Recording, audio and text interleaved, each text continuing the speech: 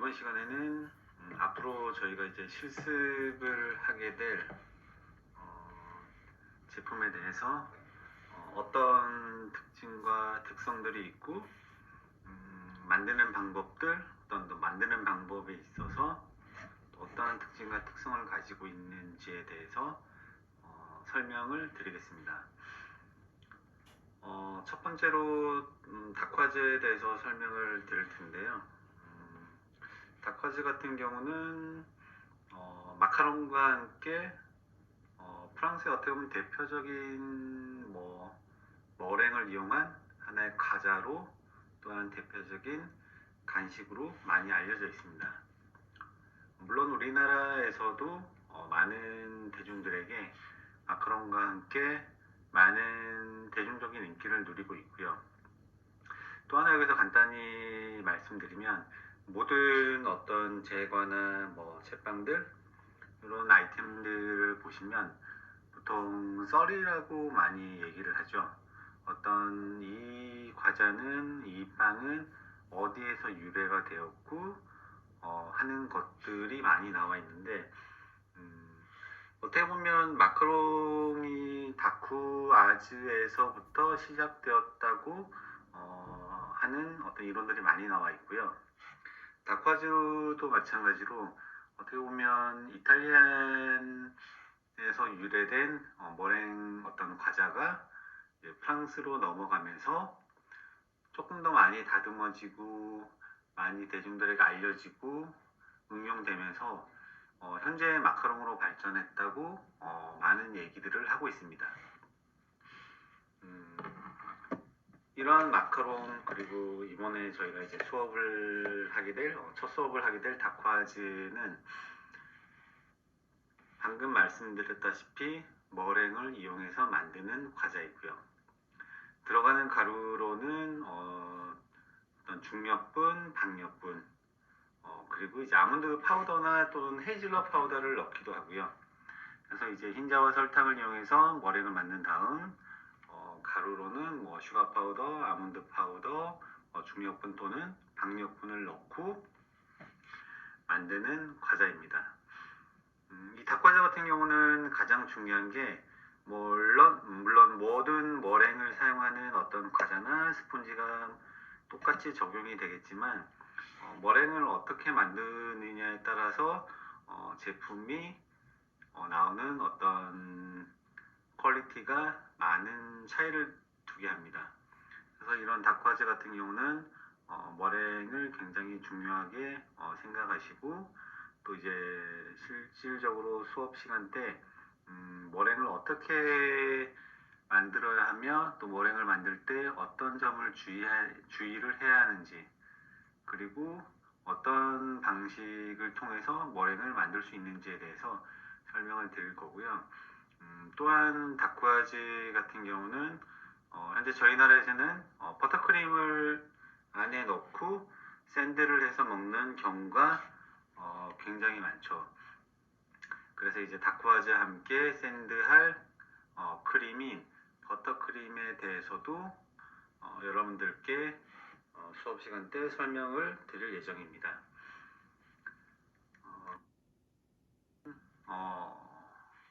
이번에는 그 다음 시간에 수업하게 될 내용인데, 이제 사브레, 사블레라고도 하고요. 그리고 이제 바치디 다마라는 쿠키에 대해서 설명드리겠습니다. 사브레 같은 경우는 아시다시피 이제 프랑스에서 유래된 비스킷의 일종이죠. 그리고 바치디 다마는 이탈리아에서 많이 대중들에게 사랑을 받고 있는 쿠키이고요. 어떻게 보면 이 두 종류가 프랑스와 이탈리아에서 많은 사랑을 받고 있고, 또한 저희 나라에서도 이 두 가지 쿠키가 대중들에게 많이 알려져 있는 프랑스와 이탈리아의 대표적인 쿠키의 일종입니다. 사브레 같은 경우는 어떤 대중들에게 이미 많이 알려져 있고, 시중에 저희가 판매하는 쿠키에도 이런 사브레라는 이름을 붙여서 상점에서 판매를 하고 있고요. 이 사블레라는 뜻이 프랑스어로 이제 모래가 뿌려진, 뭐 모래가 깔린 모래알처럼 부서지는 어떤 식감이다. 이제 그런 곳에서 유래된 어떤 쿠키의 이름인데, 말 그대로 이 쿠키는 이제 모래알처럼 살짝 부서지는 듯한 느낌의 식감이 특징인 쿠키입니다. 바치디 다마도 마찬가지로 모래알처럼 부서지는 쿠키는 아니지만 사브레와 마찬가지로 만드는 방식이 비슷해서 이렇게 같이 수업을 놓고 비교하시면 좋을 것 같아서 수업 내용을 같이 잡았고요. 사브레 같은 경우는 이제 부서지는 어떤 식감을 내기 위해서는 버터와 설탕 또는 슈가 파우더죠. 슈가 파우더를 이제 크리마를 많이 시키지 않고 이제 가볍게 섞는 정도. 그리고 이제 거기에 들어가는 어떤 아몬드 파우더나 이제 뭐 중력분이나 박력분 종류가 들어가면서 크리마가 되지 않고 최대한 또 글루텐이 형성되지 않는 쿠키를 만들려고 하다 보니까 액체류가 적게 들어가거나 아니면 무론자가 들어가는 게 일반적이에요. 그래서 이런 사브레나 바치디 다마 같은 쿠키를 드시게 되면 일반적으로 저희가 먹는 뭐 바삭한 쿠키보다는 어떤 약간 부스러지는 느낌의 식감을 느낄 수가 있습니다. 사브레 같은 경우는 보통 이 과자 하나로 먹지만 바치디 다마 같은 경우는 이제 사이사이에 쿠키와 쿠키 사이에 다쿠아즈처럼 초콜릿을 샌드를 해서 먹는 게 일반적이죠. 이번에는 버터 쿠키에 대해서 설명을 드릴 텐데요. 이 버터 쿠키는 반죽에 버터 함량이 매우 높은 쿠키이고요. 대중들에게도 많이 알려져 있고 어떻게 보면 쿠키의 가장 기본적인, 그리고 이제 제가 기능사 실기 시험 종목에도 많이 나오는 크림법 품목 중에는 어떻게 보면 유일하게 수작업을 요구하는 품목이 있기도 합니다. 만드는 과정의 어떤 난이도는 쉬운 편이긴 하지만 또 그만큼 이 제과기능사 실기시험에서 깐깐하게 점수를 매기기 때문에 합격률이 생각보다 낮은 아이템이고요. 또한 겨울철에 이 품목이 나오게 되면 버터 함량이 매우 높은 쿠키다 보니 차가운 온도에서 빨리 굳어져서 크림화가 어려지고 작업하는데 매우 좀 어려운 부분들이 있는 쿠키의 종류입니다. 이 버터 쿠키 같은 경우는 뭐 다양한 모양으로 굉장히 많이 만들 수가 있고요. 이제 짤주머니에 이 쿠키 반죽을 넣고 저희가 이게 짜서 패닝하는 쿠키다 보니 어떤 깍지의 다양한 모양에 의해서 셰프들이 본인의 어떤 창의적인 모양 이런 것들을 많이 이제 표현할 수 있는 쿠키이고요. 이 쿠키 자체로도 많이 드시지만 바치디 다마와 같이 가운데 어떤 뭐 필링들을 샌드해서 또는 초콜릿에 디핑해서 많이들 드시고 있는 쿠키의 한 종류입니다. 버터가 많이 들어가는 쿠키이지만 또한 이 버터 외에도 우유가 많이 들어가는 쿠키이고요. 밀가루 같은 경우도 이제 박력분과 같이 부드러운 거를 사용하는 쿠키입니다. 시중에 어떻게 보면 이제 쿠키를 판매하는 상점에서 빠지지 않고 이제 판매가 되고 있는 아이템이고 굉장히 오래전부터 현재까지 어떻게 보면 가장 많이 사랑을 받고 있는, 그리고 대중들에게도 가장 많이 알려져 있는 쿠키이기도 합니다.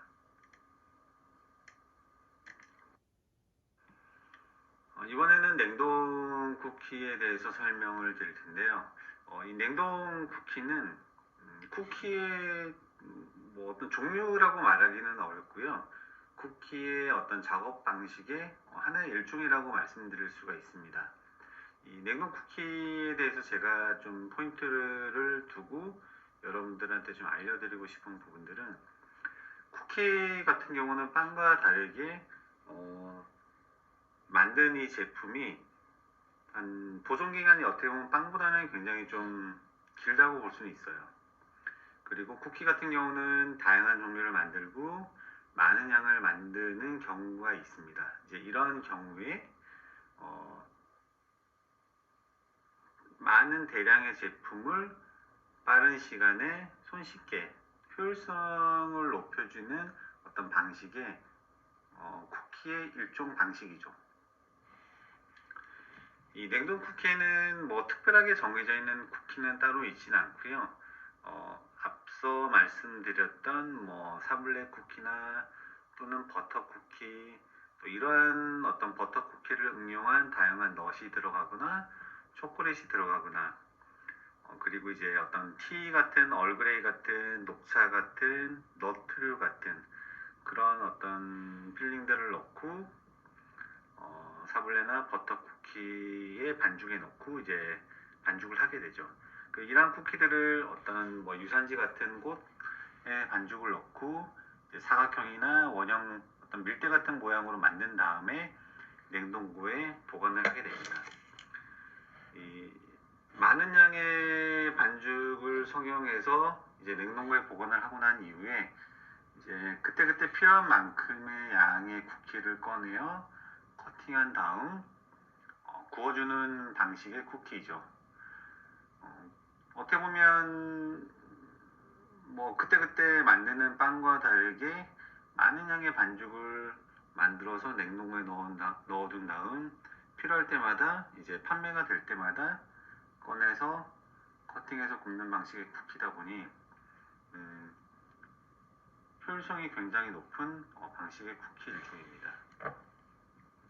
이러한 쿠키들은 다양한 종류의 어떤 많은 쿠키를 판매하고자 할 때 굉장히 효율성이 높은 쿠키라고 할 수 있고 시중에 저희가 어떤 틴 케이스나 어떤 플라스틱 케이스 안에 들어있는 많은 쿠키들이 보면은 이런 냉동 쿠키의 어떤 방식으로 만들어지는 쿠키들이 굉장히 많이 판매가 되고 있고 존재하고 있습니다.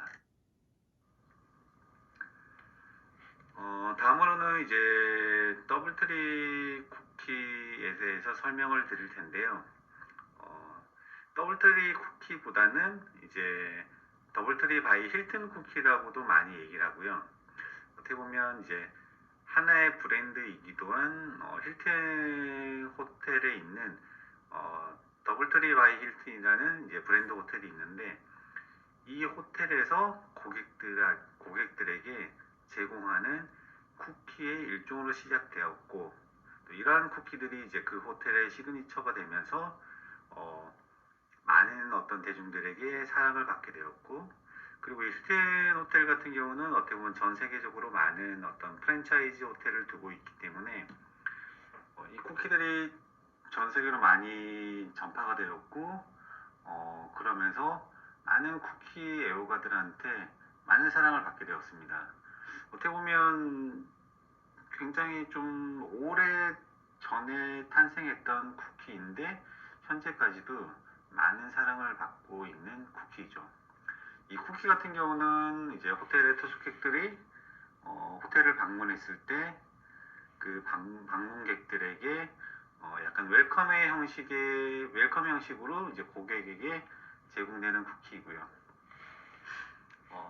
이 쿠키는 어떻게 보면 약간 바삭한 어떤 느낌의 쿠키보다는 설탕이나 충전물의 함유량이 굉장히 높기 때문에 이거를 이제 입에 넣고 씹었을 때 굉장히 쫀득쫀득한 어떤 식감이 이 더블트리 쿠키의 특징이기도 하고요. 들어가는 충전물로는 초콜릿칩, 호두, 그리고 오트밀 이 세 가지 어떤 충전물이 어떤 고정적인 레시피로 들어가기 때문에 어떤 함유량이 높은 어떤 충전물이 들어간 쿠키를 즐기시고 싶은 분들에게는 굉장히 호응이 높은 쿠키이기도 합니다. 저희 나라에서도 이제 곧 오픈하는 호텔이 있죠. 이제 더블트리 바이 힐튼 판교 호텔에서도 이 더블트리 쿠키를 만나보실 수 있을 것 같습니다. 이번에 말씀드린 품목은 갈레트입니다. 갈레트는 이제 갈레트 데 루아라고 부르기도 하고 이제 직역하면 이제 왕의 케이크라고 하는 의미를 가지고 있습니다. 이 갈레트는 겉면은 파이이고요.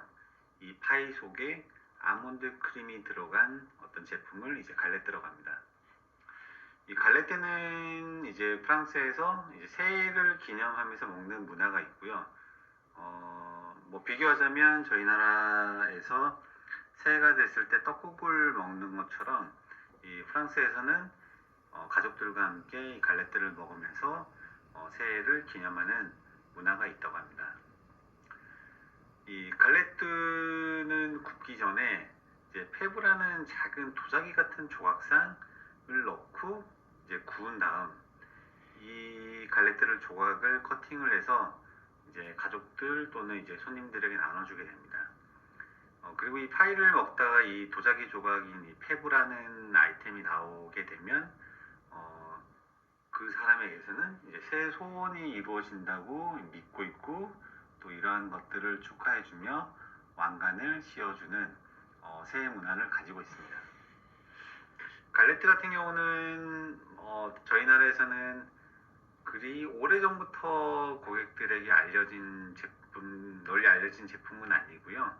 한 10년 전부터 차츰차츰 손님들에게, 고객들에게 알려지기 시작했고, 현재는 많은 제과점에서 이제 판매를 하고 있는 아이템이기도 합니다.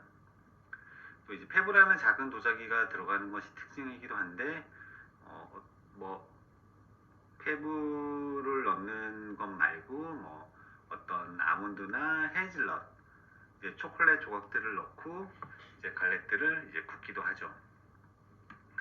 이 갈레트 같은 경우는 뭐 제가 서두에도 말씀드렸다시피 이 페브라는 조각이 나오면 이제 왕관을 씌워주는 것처럼 이 갈레트를 판매할 때는 또 왕관을 같이 판매하는 어떤 독특한 형태의 아이템이라고 할 수 있습니다.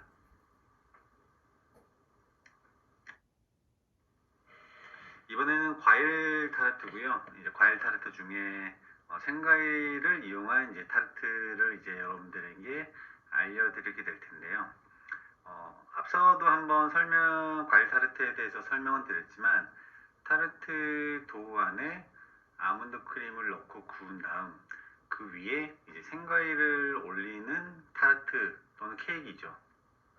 이 타르트 구운 다음 이제 생과일을 올리기 전에 보통 이제 바닐라 크림이나 뭐 치즈 크림 그리고 이제 초콜릿 크림 등 이제 저희가 어떤 과일을 토핑을 할 건지에 따라서 거기에 맞게 어울리는 크림들을 선택을 하고요.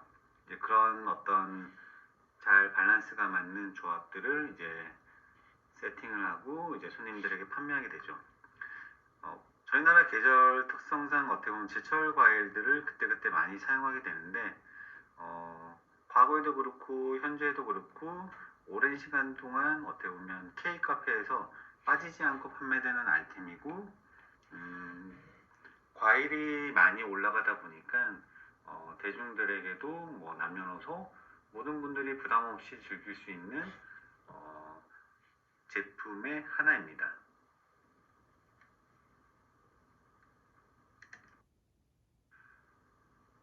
이번에는 과일 타르트 중에서도 앞서 말씀드린 것은 생과일을 이용하는 타르트고요.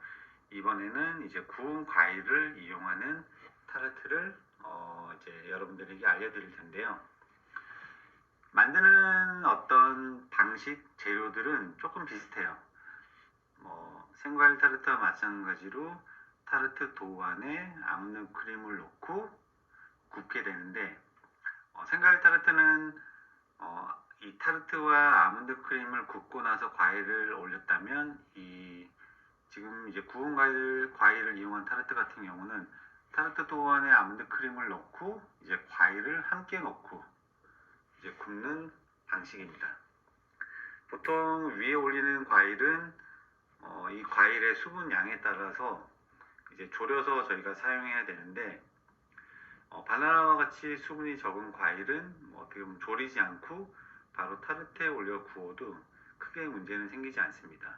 하지만 이제 사과나 배와 같이 수분이 많은 과일은 열에 졸이지 않고 사용하게 되면 이제 부피가 굉장히 축소가 돼가지고 어떤 모양이나 맛에서 어떤 좋은 제품을 얻기가 힘듭니다. 그래서 사과나 배와 같이 수분이 많은 과일은 반드시 열에 졸여서 사용하면 풍성한 좋은 퀄리티의 제품을 만들 수가 있습니다.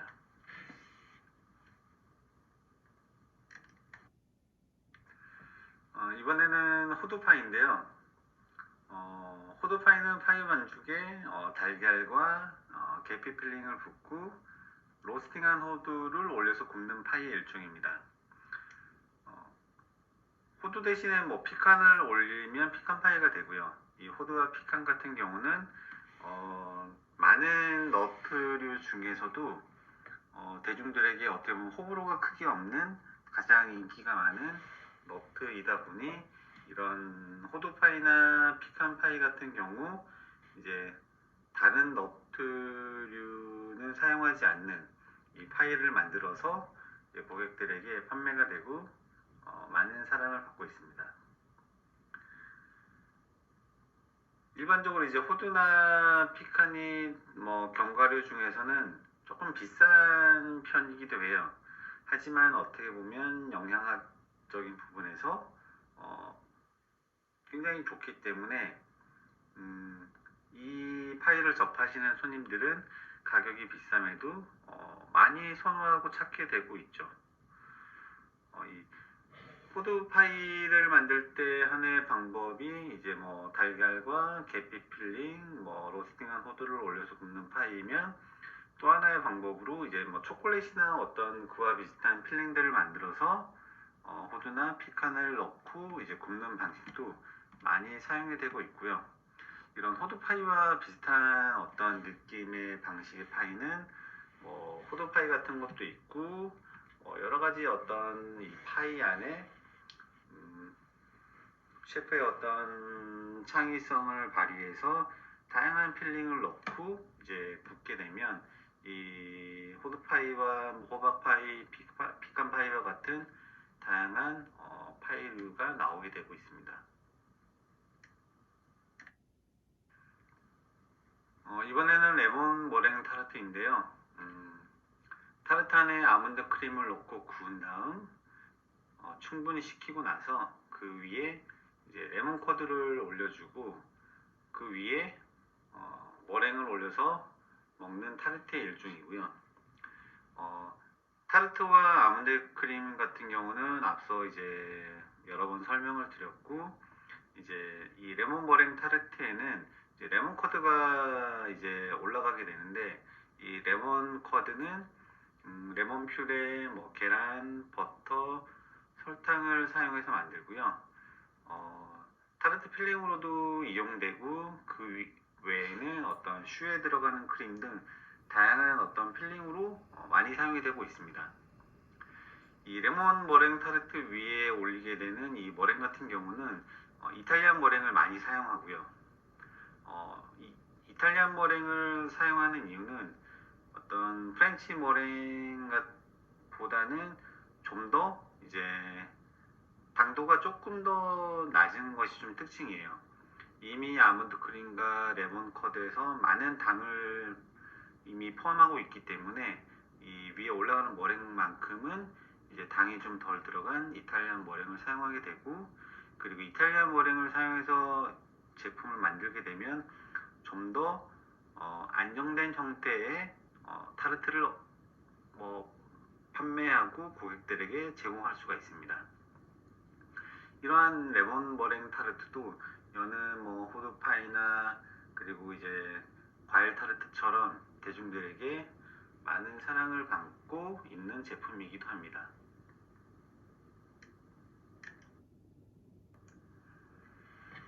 다음은 초콜릿 타르트인데요.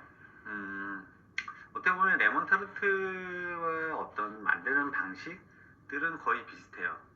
하지만 이 초콜릿 타르트 같은 경우는 기존의 레몬 머랭 타르트나 뭐 과일을 이용한 타르트 같은 경우는 아몬드 크림을 한번 짜주는 것이 특징이면, 이 초콜릿 타르트 같은 경우는 뭐 물론 아몬드 크림을 저희가 이제 중간에 넣고 구울 수도 있지만 그거 대신에 아몬드 크림 대신에 초콜릿과 어울리는 어떤 배나 바나나 등 과일을 넣고 그 위에 초콜릿 필링을 넣고 굽는 것이 좀 일반적이기도 하고요. 또는 어떻게 보면 저희가 이제 굽는 방식이 아닌 초콜릿 가나슈를 만들어 이제 필링 대신에 사용하게 되면 굽지 않아도 이제 고객들에게 제공할 수 있는 제품이 되는 것이죠. 이 초콜릿 타르트 같은 경우는 보통 이제 저희가 이제 필링을 만들 때 초콜릿 커버처를 이용해서 만들고 초콜릿은 다크 초콜릿을 많이 사용하는 게 일반적입니다. 이 다크 초콜릿 같은 경우는 어떤 다양한 과일과도 큰 충돌 없이 어울리는 초콜릿이다 보니 이 초콜릿 타르트를 만들 때 다크 초콜릿을 사용하는 것이 좀 일반적이기도 합니다.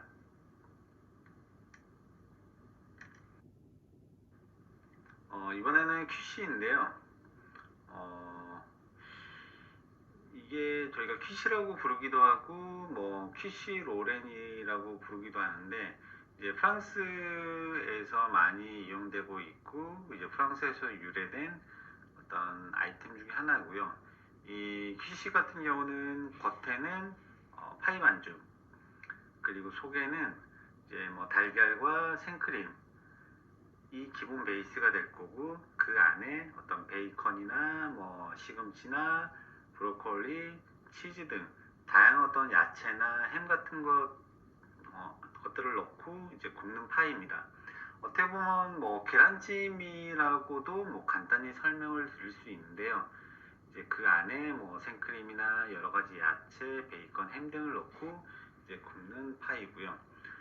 저희 나라에서도 어떻게 보면 이 퀴시 같은 경우는 뭐 어떤 브런치 아이템으로도 이제 고객들에게 많이 제공이 되고 있고 이제 프랑스에서 이제 흔한 가정식 메뉴이다 보니 저희 나라에서도 이제 브런치에서 쉽게 많이 이용되는 아이템이기도 합니다.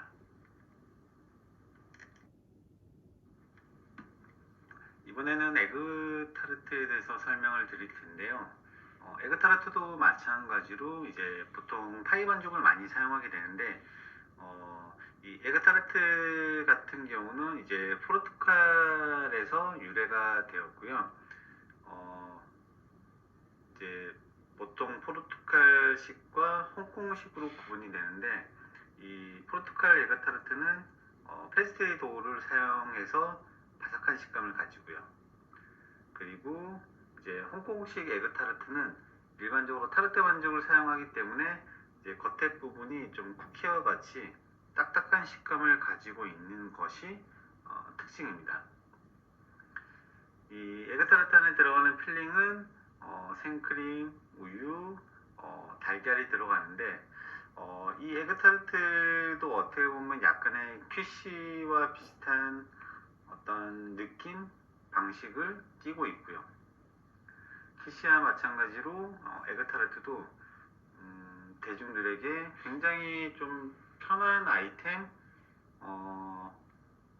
안정감 있는 판매, 그리고 이제 뭐 남녀노소 할 것 없이 이제 많은 분들에게 사랑을 받고 있는 아이템의 하나입니다.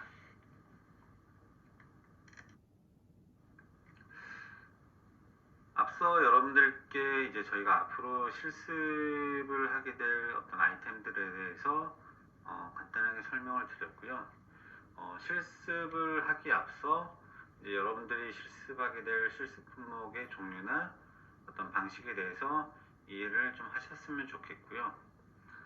그리고 이 실습 이 품목 외에 어떤 다양하게 파생되어서 나오는 맛과 형태 이런 것들을 여러분들 개개인이 여러 매체를 통해 알아보는 시간을 가졌으면 합니다. 강의 내용에 관한 그 외 제거에 관한 궁금하신 점은 온라인 수업 자료에 사이버 캠퍼스 내 질의 응답란에 남겨주시면 성실하게 답변을 해드리겠습니다. 그러면 앞서 말씀드린 내용에 대해서 한번 상기하고 복습하는 시간을 가지셨으면 좋겠습니다.